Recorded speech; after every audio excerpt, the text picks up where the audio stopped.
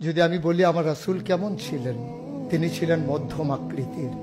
তিনি না লম্বা না খাটো, তার চুলগুলো হালকা হালকা কোঁকড়ানো।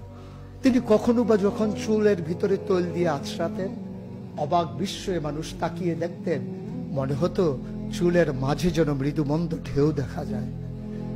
তার কপালটা ছিল চওড়া শুভ্র, তার চোখের ভ্রুগুলো ছিল ধনুকের মতো বাঁকা, তার চোখগুলো ছিল টানা টানা ভাসা ভাসা, তার চোখের পাতাগুলো ছিল গোলাপের পাপড়ির মতো।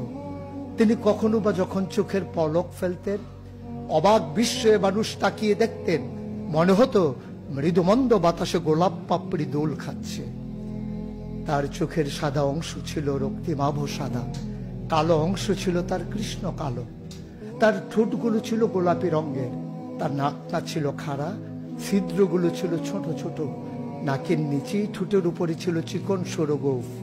তিনি কখনো বা যখন মুচকি হাসতেন, তার গোলাপি রঙের ঠোঁট দুটো যখন একটু ফাঁক হয়ে যেত আর দাঁতগুলো যখন বের হয়ে যেত, মানুষ অবাক বিস্ময়ে খুঁজত কোথাও যেন বিজলি চমকিয়েছে।